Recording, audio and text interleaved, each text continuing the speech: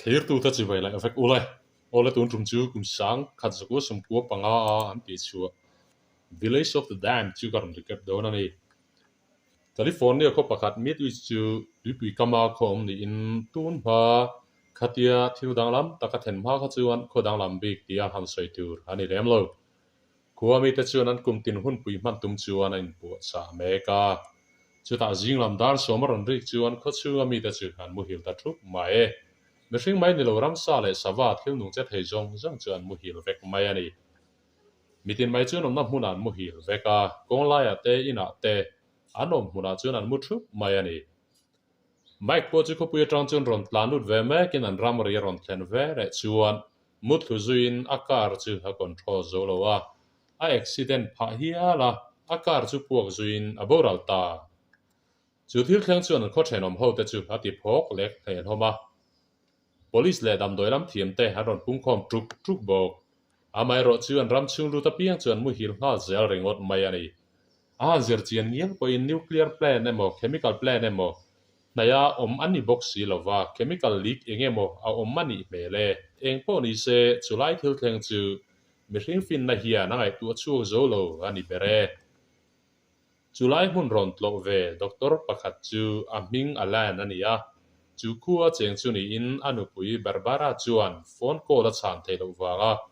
mang anga chulai hun ron pan chu ani dakar engwa zat nu tlailam darli a chuan kho chung mi te chu aron harle tavek maya mitin mai chuan makan ti hle alen po chuan anupui bula kal halin anupui chu thilom dan zot ma se ani point eng ma a hrechiang der big silo chu kho school principal jil chu Mike kar khalaboral tanu pui tur ania apasal hual thina chuan a hong nal he mai rampum mithiam te chuan zir chiang ma se chulai thil thleng le thlen chan chu an hla chuak thei talova engwanga a ruala muhila har rual ta thup nge an ni an hre thei talo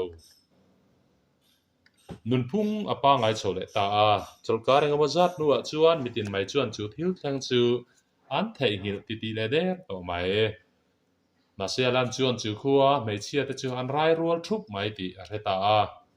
mei che pakhat keli chuan mi pa kum khat zet mut pui to lo ma se a rai tho si school principal jil ba ka alen no pui barbara po chu an rai ve boka chu tia nu panun po mang mi lawa an rai do sup mai wang chuan an kho bo ruak po abuai rul he maya ti chuan rai chan le thilom zia te zir chiang turin sarkar chuan epidemiologist Susan chu aron tirlu tato mai Susan chuan an nau pai an enkol tlang chuan sarkar atangin dollar sang thum zel tran puinan pek tur thu te a soi boka chu tianga tran puinan don thei dona wang chuan ti tlak tum te po chuan ti tlak lo chu an ti tu ta zo ka ne an ne hun ta ka chuan ni khat thil thu a raipur ho chuan an vei ta threwa ti chuan an fa ta chu lo piang in vun dang deuh le sam tang karorong ang an nei vek mai unau ni mai om tak chuan chu tiang chuan an pian phungain ang mai ani mi pa panga le me chia pali lo piang in pakhat ero chu athi thunga athita chu Dr. Susan chuan akara athugru daya lepa zir china ta na tia chu no pangte ni na dik tak chu chui chu thei be se ni tha liama no sen po an thang lian ve zel bok Jil chuan afapa David chu adanglam hle ti a hre chuak thuaya no sen dang ain a fing bik hle ti a hrebok abo wa thei meu chuan a hming a sipel thiam der to mai Barbara le Alan po chuan an fanu mara danglam dan chu han pu pai bik hau lo an en liam mai maya ma seni kha chu Barbara chuan rong a bol lai chuan mara mit chu lo danglamin anu chu a thunun ta a Barbara chuan a kut chu tuisawa chuan a zen lut tamaya jil chu ron lut hlawin a ron chan chuak ta ma se Barbara chuan chu thil thleng chu a thei hil to hau lo a fanu chu a hlau tlat to a adam that le nu poin ngaya o thei to lo vani ti chuan anin bul khama chuan kalin azuang tha a ain te hlum tangot mai ani Alen chu anupui thi na wang chu nalungai hle maya anupui thi na chuan afanu mara chuan in ham toi na nei nge in ring ma se a soi chu du lem lo thung Dr. Susan chuan chu no pangte chu an fi all lova sarkar mi poi mo tenen chuan an chung chang soi ho fo bok chu khua che chu le thina thleng chung chang a chuan chu no pangte chuan in rol na an nei le nei lo te an soi ho thin ani alen fanu mara chu an ho tu berani thu te soin miril ru le ngai tu na te a hrevek ni maya alan thu te Susan chuan a soya zirchiana nei zela du thu te a soi bok alen ro chuan chu tiang zirchiana nei chu tru la ti to lova a fanu chung changa thu dik hriat chu a phur lo hle kuma veya no pangte pon lo thang lian chho zela kum ngan ni be chuan puitling tam tak ai nan fing to zo ka ni anin kom nge hlome me ma an kong kal te chu a thlur nga takalin a kop choi te chuan a in tlara David ti lo chu David ero a kop pui chu a pian lai khan alo boral to ani mi puita chu an om dan chu mi pa ngai om dan an lo ti hrengreng ma sen en liam to pa tuman han hawa kong di khan ko mu emopo an tum lo an kong dala om an ngam hlom lo ani nikha chu mara chu an Dr. Susan ril ru chu hria ta han tuma ma se a hre thei thlat lo maya ti chuan Susan hnai to lo chu han tum ril ru ta chu no pangte chuan thlatin in check up an nei zia Dr. pakhat chuan an zinga pakhat mit chu atina pal hlau maya chu vele mara chuan chu doctor chu doin ama le ama chu amita dam doi hla om tak a in fartir mi mai doctor chu rang takin dam doi na hruai ni ma se amit adel ta thowa ani chuan a chunga thil thleng chu a hra chiang mang tlat lo le ngal tuma chuan chung thil chu naupang ho ti ani ti an fin fia thei der bok si lo Jil chu fa panung chang wang chuan hreoma ti ema alen bula chuan ron kalin chung naupang ho chu a hran pa a zirtir na petur chuan a ron nge na alen chuan eng ma han zirtir a thiam bik lo tur thu a soilai chuan jil chuan an fa te chu ngil nei na le mi chunga thatna lam zirtir tur chuan a nge na ni chutian in biak zo chuan a fanu lama chuan a ron kala a fanu kut chu vona han tum chuan mara chuan a von du tatlat lo mai a kal tlang dai maya mararil ruwa chuan khongai na le ngil nei na lam chi pakhat ma om lo ti alen chuan a hre chiang to le zana chuan jil chuan David lu chu khui saka han tuma ma selo nar tlat mai in ngai sakna le in duan na lam ril ruwa tu adu lo thu soin in duat vel chu thil tangkai lo mai ani thua soi zui aril ru chu hriat sak thein anuril ruwa a pasal thi to chu a om ti hria in nu le a fa pa chu an in ang ril ru ta khop mai an ko puan chan ve to tlatani in po tak chuan an in ko ma anuril ruwa chuan midang hriat thiam na satak a om ti hre thein chu nu hmangai na chuan aril ru po a thak dang lam sakta atu ka chuan mara le a ho te chu dan pa ngai te in aron kal le ta thama nidang ang lo takin an ho tunu thu po ni lo chuan David chu kal rang ta mara thu mulova a kal ran voi khat na ani he mara chuan makati mel lea ma se dan emo ko kiremo atum hau lo thung David chu than mula kalin a ko puinu than a zong ani me che pakhat hi wa muwa chu nu fa chu lam zuin a thi to a chu tiang nau pang mak sak ho chu